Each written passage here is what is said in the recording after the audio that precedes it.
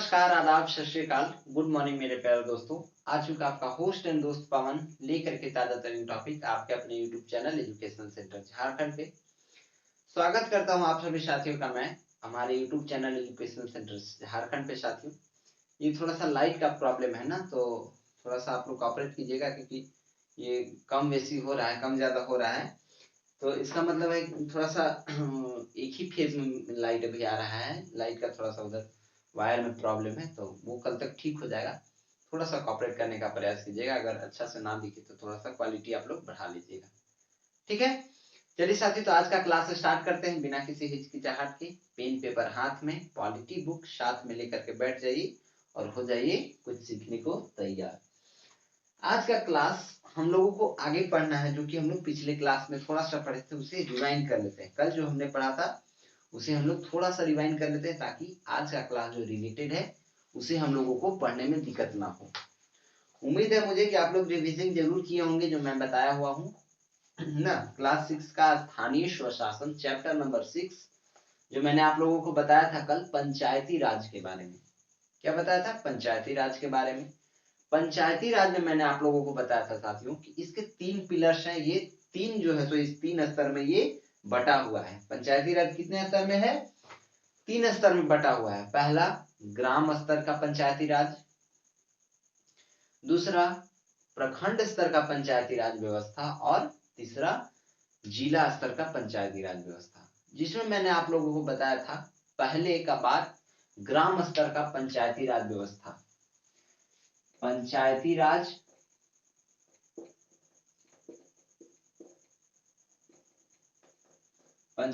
राज में मैंने आप लोगों को बताया था इसके 3 पिलर्स हैं। कौन? ग्राम स्तर, दूसरे का नाम क्या था? प्रखंड स्तर। प्रखंड स्तर पे किस तरह से काम करती है पंचायती राज व्यवस्था, इसके बारे में क्या लिखा रहा है यार? प्रखंड स्तर। और तीसरा क्या है? जिला स्तर ना। क्या होता है? जिला स्तर। जिला स्तर पे पंचायती राज व्यवस्था किस तरह से काम करती है, इसके बारे में हम लोगों को जानना है। तो पहला मैंने कल आप लोगों को बताया था ग्राम स्तर का पंचायती राज व्यवस्था, ठीक है। ग्राम स्तर पे पंचायती राज व्यवस्था किस तरह से काम करती है मैंने कल आप लोगों को बता दिया है। जो भी बच्चे वो क्लास ना देखे हों वो जा करके हमारे YouTube channel educational centre Jharkhand पे जरूर देख सकते हैं। एक चीज मैं और कंफ्यूजन दूर कर देना चाहता हूँ कि जिन बच्चे के पास या जिन स्टूडेंट के पास ये बुक नहीं होगा, क्लास 6 का पॉलिटी बुक जिनके पास नहीं होगा, ये सारा मेरा एक टेलीग्राम चैनल है पवन सिंह सर के नाम से। मेरे नाम से वहां पे आप सर्च कर लीजिएगा, वहां पे आपको मेरा टेलीग्राम चैनल मिल जाएगा भाई। और वहां पे जा करके आप ये कंटेंट जो मैं बताता हूँ उसे पीडीएफ बना करके मैं वहां पे डाल देता हूँ, आप उसे डाउनलोड कर सकते हो वहां से, ठीक है। चलिए तो आगे बढ़ते हैं हम लोग, जिसमें हमने क्या पढ़ा था? पंचायती राज व्यवस्था में हमने 3 पिलर्स मैंने आप लोगों को बताया था, 3 स्तर। पहला स्तर का नाम ग्राम स्तर, दूसरे का प्रखंड स्तर और तीसरे का जिला स्तर। जिसमें ग्राम स्तर में मैंने आप लोगों को कल बता दिया था कि मुखिया क्या होता है।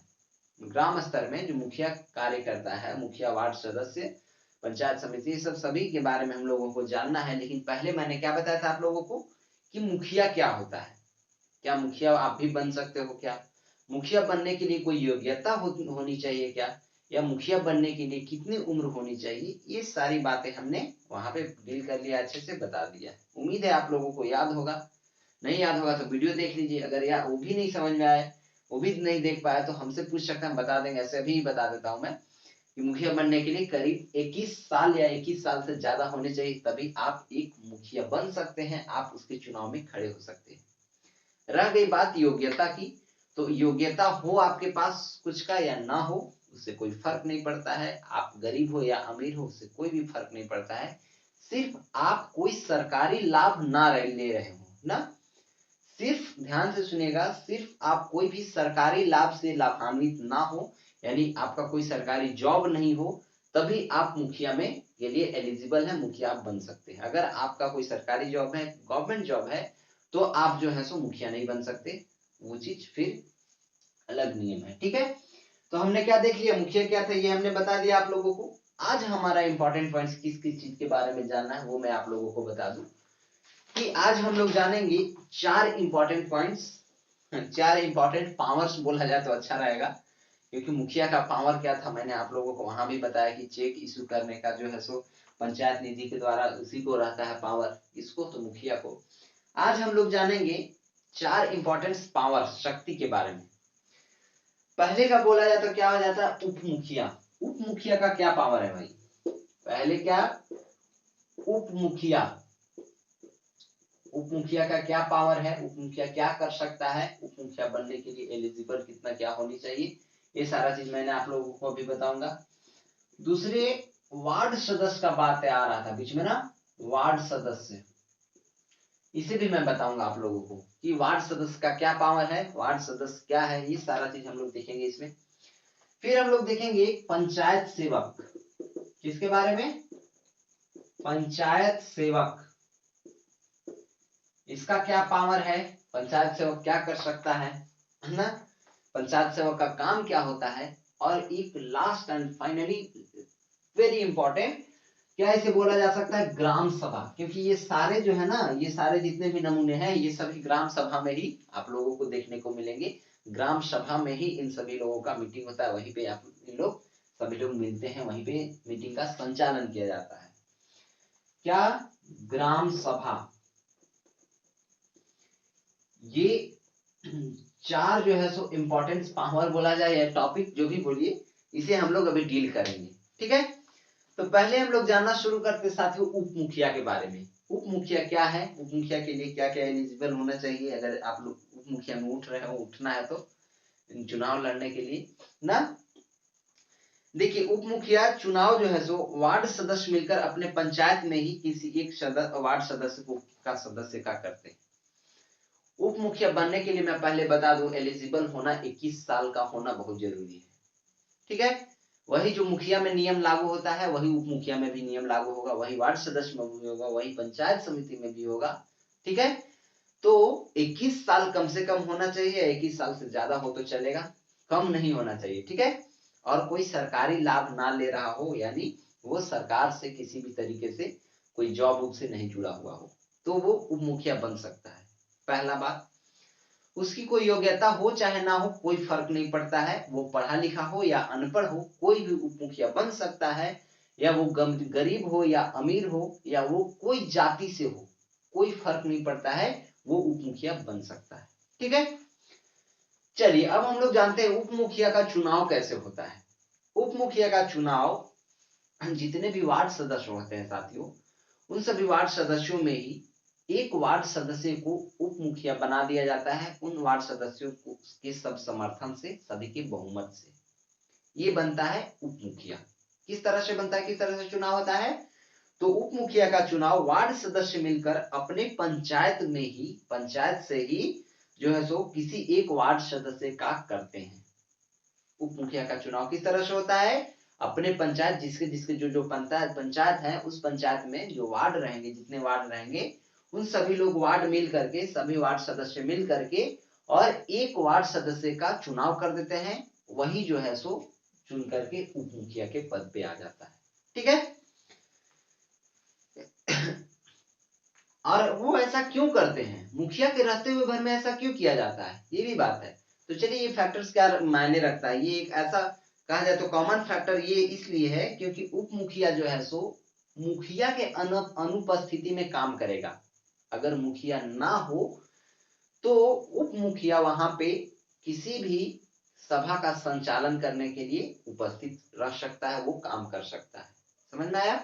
यानी अगर कोई भी बैठक हो, कोई भी सभा हो, तो वहां पे अगर मुखिया उपस्थित ना हो तो वहां पे उप मुखिया अगर रहे तो उप मुखिया वहां का सभा का संचालन कर सकता है अच्छे से, कोई दिक्कत नहीं है, ठीक है। चलिए ये चीज हमने जान लिया। एक सेकेंड साथियों,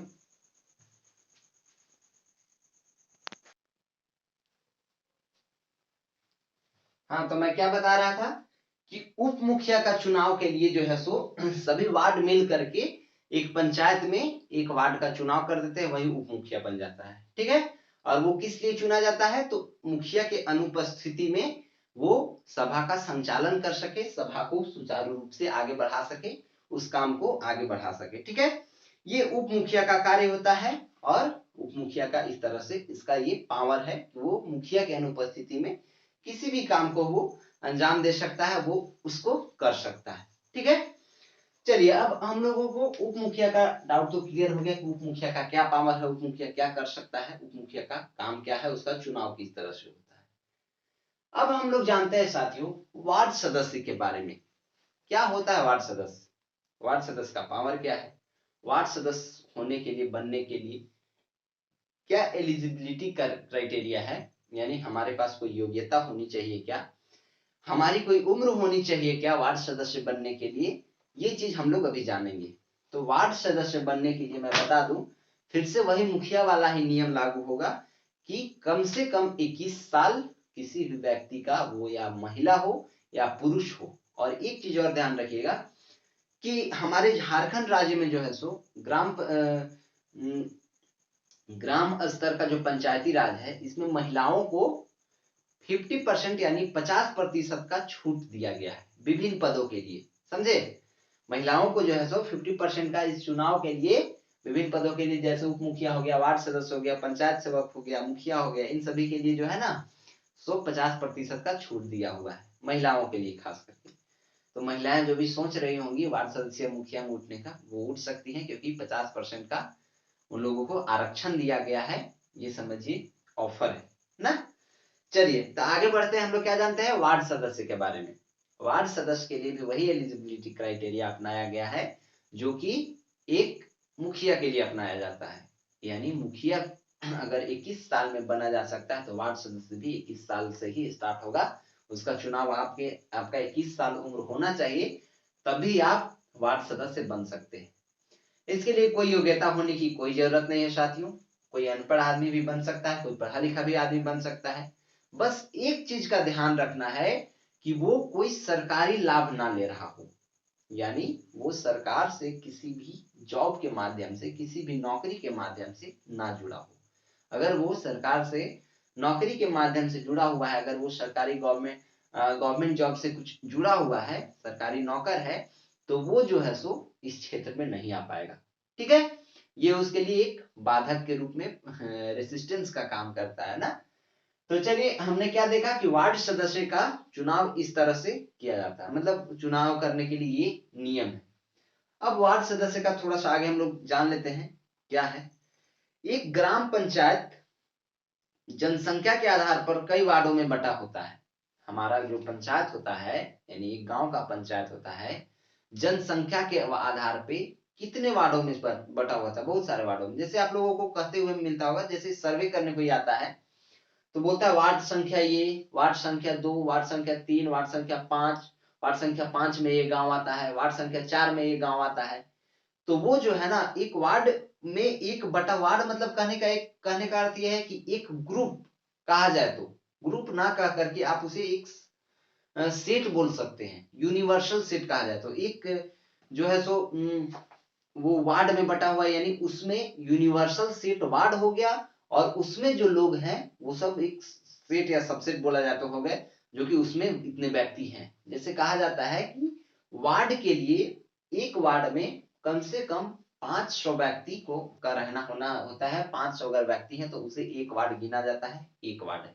जैसे मान लेते हैं आपके गांव की जनसंख्या 500 है, अगर 500 है तो वहां पे एक वार्ड सदस्य होगा। आप लोगों को पता होगा ये बात, मैं रियल फैक्ट बात बोल रहा हूँ, रियलिटी है भाई, ऐसा ही होता है कि अगर 500 आपकी जनसंख्या, 5 से 600 700 तक, 500-600 तक, इतने तक 5 से 600 तक में एक वार्ड का निर्धारण होता है, एक वार्ड को चुना जाता है, एक वार्ड सदस्य वहां पे होता है। ठीक है, तो क्या होता है कि पंचायत में जनसंख्या के आधार पर वार्ड बटा हुआ था, ward by ward, ward by ward. ठीक है, प्रत्येक वार्ड से एक वार्ड सदस्य चुना जाता है, जिस तरह से मैंने आपको बताया वही यहाँ सारा लिखा हुआ है। वार्ड सदस्य अपने वार्ड के विकास के लिए मुखिया से मिलकर कार्य करता है। देखिए साथियों, मैं आपको यहाँ से बुक से पढ़ के, आपको थोड़ा सा लगता होगा इरिटेटिंग कि सर क्या यार ये बुक से पढ़ा रहे हो, तो बात ऐसा है ना कि मैं अपने से जो बता रहा हूँ वो तो आप लोगों के माइंड में अच्छे से जा रहा है, बट बात ऐसा है कि जो क्लास वाले स्टूडेंट हैं, कभी कभी उनके मन में आता है कि सर जो आप बोल रहे हो वो यहाँ से मैच नहीं हो रहा है, इसलिए मैं बुक भी साथ में पढ़ते चलता हूँ, क्योंकि आप लोगों को उसका फीलिंग ना हो, उसका ऐसा मन में ऐसा ना आए कि बुक से आप नहीं पढ़ा रहे हो। क्योंकि जब मैं डिजिटल बोर्ड पे क्लास लेता था तो वहां पे आपका सारा पीडीएफ कंटेंट बन के वहीं पे डायरेक्ट मैं एनिमेशन के थ्रू पढ़ाता था। लेकिन अगर ये व्हाइट बोर्ड पे मैं पढ़ा रहा हूँ साथियों, तो यहाँ पे आप लोगों को ये दिखाना जरूरी है, बताना जरूरी है कि मैं आपके बुक से ही पढ़ा रहा हूँ, अदरवाइज कहीं और से नहीं लिया हूँ। ठीक है, तो चलिए, क्या है कि वार्ड सदस्य अपने वार्ड के विकास के लिए, यानी अपना वार्ड जो एक बटा हुआ रहता है उस वार्ड के विकास के लिए मुखिया के साथ मिलकर के काम करता है। मुखिया के और वार्ड का दोनों का अच्छा कॉम्बिनेशन होता है, दोनों एक साथ मिलकर के काम करते हैं। ठीक है, तो हमने वार्ड सदस्य जान लिया, उप मुखिया जान लिया। अब हम लोग जानेंगे पंचायत सेवक के बारे में। ठीक है, हाँ भाई, जो भी वीडियो देख रहे होंगे कृपया लाइक सब्सक्राइब एंड शेयर करते रहें, क्योंकि पढ़ते पढ़ते इतना मशगूल नहीं हो जाना है कि थोड़ा सा उस पर भी ध्यान रखना ना। पढ़िए, वो अच्छी बात है। अब हम लोग आगे बढ़ते हैं पंचायत सेवक के बारे में। पंचायत सेवक क्या होता है? देखिए, पंचायत सेवक ग्राम पंचायत का सचिव के साथ साथ ग्राम सभा का भी सचिव होता है। ठीक है, पंचायत सेवक जो है साथियों, वो इसका सचिव भी होता है। क्या होता है? पूरे गांव का तो सचिव है ही पंचायत सेवक। ध्यान से सुनिएगा, ये बहुत ज्यादा इंपॉर्टेंट है, क्योंकि ये सबसे पावरफुल थोड़ा सा है, इसके बारे में हम लोग को जानना जरूरी है। पंचायत सेवक एक गांव का तो सचिव है ही, लेकिन वो एक ग्राम सभा का भी सचिव होता है। किसका सचिव होता है? ग्राम सभा का भी सचिव होता है, यानी सेक्रेटरी होता है। सचिव का चुनाव नहीं होता, ग्राम पंचायत सेवक का चुनाव नहीं होता, बल्कि उसकी नियुक्ति राज्य सरकार द्वारा की जाती है। जो स्टेट गवर्नमेंट है साथियों, वो सचिव का निर्धारण वो खुद पंचायत सेवक को जो है सो उसका चुनाव ना करवा करके उसके द्वारा निर्धारण किया जाता है। ठीक है, उसके द्वारा नियुक्ति की जाती है। सचिव का कार्य है, यानी सचिव का काम है कि ग्राम सभा एवं ग्राम पंचायत की बैठकें बुलाना और जो भी चर्चा एवं निर्णय हुए हो उसका रिकॉर्ड रखना। यानी सचिव का काम है, यानी सेक्रेटरी का काम है साथियों, कि जितने भी ग्राम सभा में मीटिंग्स हुए हैं ना, जितने भी वहां पे सभा में बातें हुई है, उन सभी का उनके पास डेटा रखना सभी को, और उस मीटिंग को बुलाना यानी ग्राम सभा करवाना ही पंचायत सेवक का काम भी होता है। ठीक है, ग्राम सभा का काम, सॉरी, ग्राम सभा में सभी का बुलावा करना, बैठक बैठाना जो है सो ये पंचायत सेवक का काम होता है। ठीक है, पंचायत सेवक कोई ऐसा कोई पावर नहीं है उसके पास वैसा कुछ, लेकिन मतलब एक है कि भाई चलो, ये अंधे में खाना राजा कहा जाए तो ऐसा, लेकिन कोई बात नहीं, ये गवर्नमेंट का चीज है। ये गवर्नमेंट पंचायत सेवक को अपने से अपॉइंट करती है, वो इसका चुनाव नहीं किया जाता है, सेक्रेटरी का चुनाव नहीं होता है। ठीक है, ये थोड़ा सा जानकारी आप लोगों को होना चाहिए। जैसे मैं थोड़ा सा एग्जांपल दे देता हूँ। आप एक आईएएस अधिकारी हो और एक नेता है, आपको एक नेता के अंडर में ही काम करना है। जैसे कोई एमपी मिनिस्टर है तो आपके उसके अंदर ही काम करना है, लेकिन आपको जो है सो चुनाव ना लड़के आपको जो है सो सेंट्रल गवर्नमेंट अपॉइंट कर रही है, मान लेते हैं। ठीक है, यानी भारत सरकार हमें बोलती है कि चलो ठीक है, मैं तुम्हें आईएएस बना देता हूं और तुम जो है सो जा करके यहाँ पे इस जिले में देख रेख करो, उस नेता के साथ काम करना है। तो पंचायत सेवक का जो है सो वही बात है, ये भी सेक्रेटरी है। इसे मुखिया के साथ, वार्ड सदस्य के साथ, उप मुखिया के साथ, सभी लोगों के साथ ग्राम सभा में बैठक करवाना और उसका हिसाब रखना, सभी लोगों के साथ बैठक जो हुआ है उसका, ये पंचायत सेवक का काम है। उसी तरह से एक आईएएस का काम है कि वो जो है सो नेता जिस तरह से जो काम करता है उसका डायरेक्शन देना, उसका सारा चीज हिसाब रखना। वही बात हो गई, एक डीएम की भी बात हो गई। तो एक आईएएस का भी चुनाव ना हो करके उसे सेंट्रल गवर्नमेंट अपॉइंट करती, एक तरह से, इस तरह से ना। तो चलिए, हमने जान लिया पंचायत सेवक क्या है, अच्छे एग्जांपल देकर के मैं आप लोगों को समझा दिया। उम्मीद है आप लोगों को अच्छे से समझ में आ गया हो। अब आपके मन में एक क्वेश्चन आता होगा कि सर ये सारा चीज तो ठीक है, आपने पावर समझा दिया, इसका सारा एलिजिबिलिटी क्राइटेरिया बता दिया, क्या क्या बनने के लिए क्या क्या होने चाहिए, पंचायत सेवक के लिए तो वही है। तो आपके मन में क्वेश्चन आता होगा कि ये सभी जो है जहां पे बैठते हैं उसे क्या बोला जाता है? ग्राम सभा। अब ये ग्राम सभा क्या है जरा ये भी बता दो। तो चलिए, ग्राम सभा भी मैं आप लोगों को बता दूं कि ग्राम सभा ग्राम पंचायत की विधायिका होती है। आहा, अभी आया एक पॉइंट बात में। मैंने पिछले क्लास में आप लोगों को बताया था, यानी चैप्टर नंबर 5 में अगर याद हो तो, चैप्टर नंबर 5 में मैंने आप लोगों को बताया था विधायिका, कार्यपालिका और न्यायपालिका, ये क्या थे? सरकार के 3 अंग थे, यानी गवर्नमेंट के 3 पिलर्स थे, पार्ट्स थे कहा जाए तो। ये जो 3 अंग थे, जैसे हमारे बॉडी के जितने भी पार्ट्स हैं उस तरह से एक गवर्नमेंट के 3 पार्ट्स थे, विधायिका, कार्यपालिका और न्यायपालिका। तो ग्राम सभा जो है साथियों, ये ग्राम सभा एक ग्राम पंचायत का विधायिका होती है। अब आपके मन में क्वेश्चन आएगा कि सर ये विधायिका क्या है? अरे भैया पिछले ही वीडियो में बताया यार, जाके देख लो वहां पे, लेकिन फिर भी मैं बता देता हूँ, अगर आप लोगों को याद ना हो तो बुक में भी दिखा देता हूँ।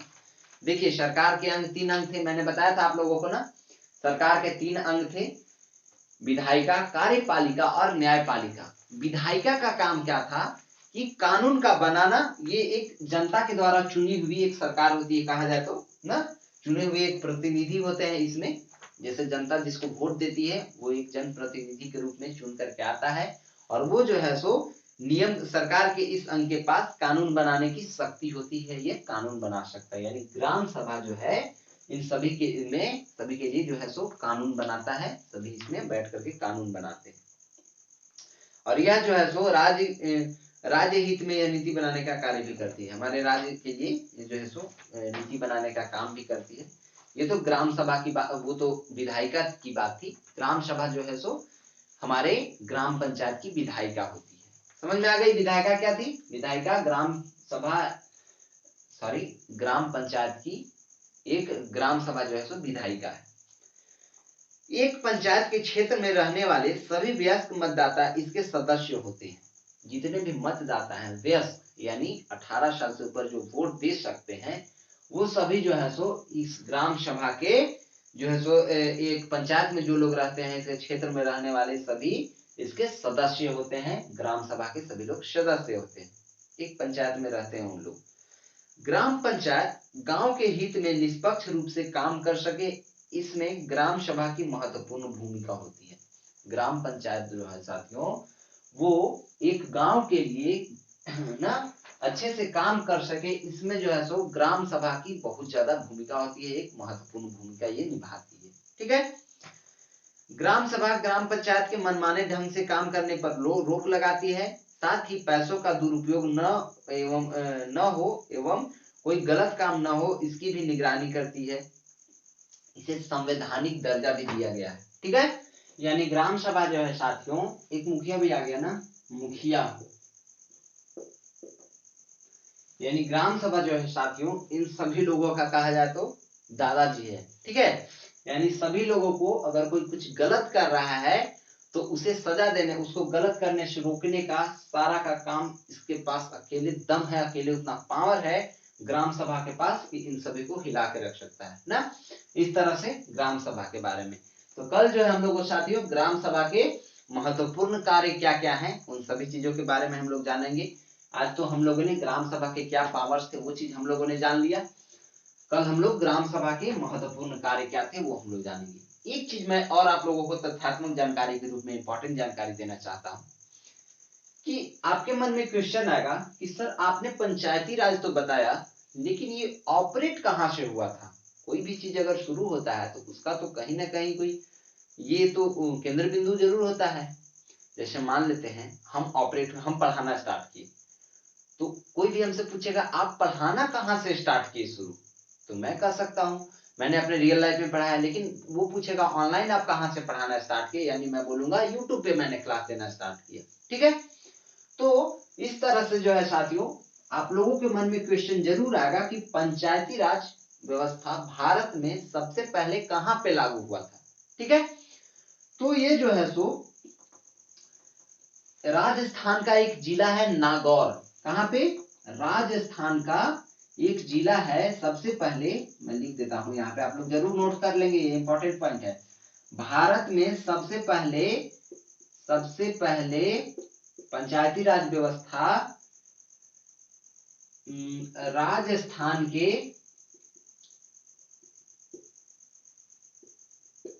नागौर जिले में कब हुआ था। नागौर जिले तो चलिए ठीक है कि आपने जगह स्थान बता दिया, लेकिन आप उसका समय भी बताइए कब स्टार्ट हुआ था। तो ये जो है सो 2 अक्टूबर 1959 ईस्वी से शुरू हुआ, ईस्वी में शुरू हुआ। हमारे भारत देश में सबसे पहले पंचायती राज व्यवस्था राजस्थान के नागौर जिले में 2 अक्टूबर 1959 ईस्वी को शुरू हुआ। ये हमारा पंचायती राज व्यवस्था, ठीक है। तो चलिए साथियों, मैंने तथ्यात्मक जानकारी के रूप में ये इंपॉर्टेंट है ना, इसे आप लोग जरूर याद रखें, ठीक है। कि सबसे पहले नागौर जिला में, राजस्थान के एक नागौर जिला है, वहां पे 2 अक्टूबर 1959 ईस्वी से पंचायती राज व्यवस्था लागू हुआ। उसके बाद सभी जगह लागू हुआ, ठीक है। तो चलिए, ये मैंने इंपॉर्टेंट सारा चीज जो पॉइंट था, पावर्स थे, वो सभी मैंने बता दिया आप लोगों को। अगर आप लोग बड़े हो या फिर आप लोगों के कोई रिलेटिव्स हो, मैंने बताया था ना कल क्लास में, चाचा विधायक हैं हमारे, अगर कोई रिलेटिव्स हो तो आप लोग उनसे मिलते ही होंगे। उसी तरह से अगर कोई और रिलेटिव्स आपके उप मुखिया, मुखिया, वार्ड सदस्य, पंचायत सेवक बनना चाहते हैं तो उनके वो बन सकते हैं। और एक चीज और मैं बता दूं कि महिलाओं के लिए जो मैं बताया हूं कि 50% जो है सो डिस्काउंट है, ठीक है। आई मीन 50% आरक्षण दिया गया है, 50% महिलाओं को स्पेशली आरक्षण दिया गया है इन सभी पदों के लिए। या तो मुखिया में उठ सकती है चुनाव लड़ने के लिए, वार्ड सदस्य में उठ सकती हैं, उप मुखिया में उठ सकते हैं, या फिर पंचायत सेवक। तो ये पंचायत सेवक का चुनाव तो नहीं होता है, वो ऊपर से गवर्नमेंट जो है सो राज्य सरकारी से नियुक्ति देती है। तो ये तीनों में वो किसी में भी उठ सकती है। विधायक भी बन सकते हैं, एमपी भी बन सकते हैं, मिनिस्टर भी बन सकते हैं, कुछ भी, प्रधानमंत्री भी बन सकते हैं।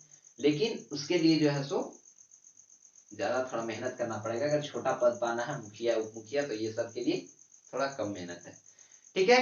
चलिए, वो सब खैर अलग बातें हैं, आप लोग चाहे तो वो कर सकते हैं जो आगे बढ़ेंगे। अभी हम लोग ये पढ़ लिए, वो चीज हम लोग ध्यान में रखेंगे।